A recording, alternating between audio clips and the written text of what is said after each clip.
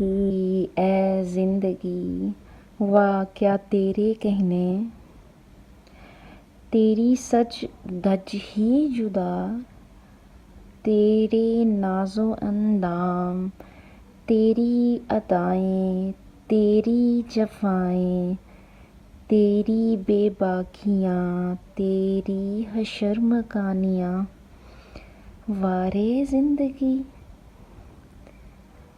کبھی تو ایک دوشیزہ کی طرح اٹھلا کے چلتی ہے تو تیرے اس اندازِ قاتلانہ پر سب فدا ہو جاتے ہیں۔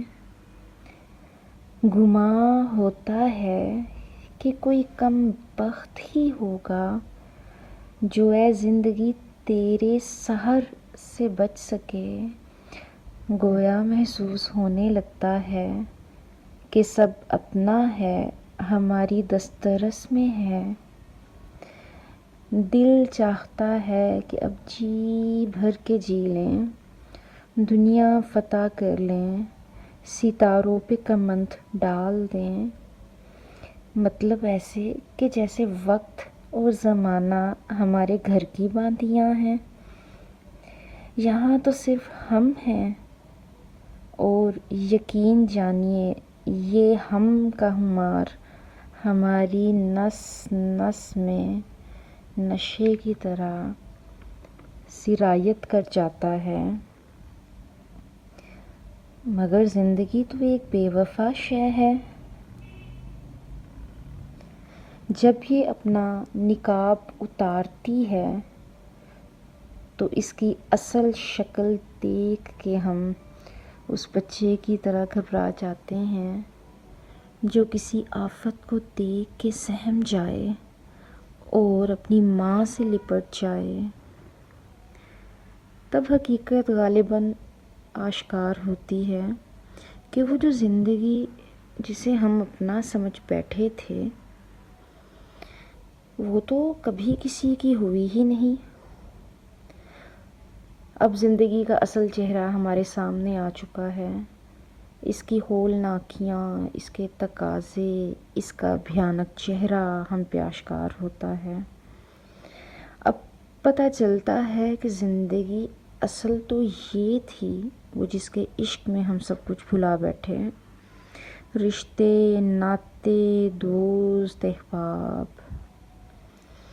پھر وہ سٹیج آتی ہے جب یہ سب یاد آتے ہیں، فلیش بیک کا آغاز، جھماکہ،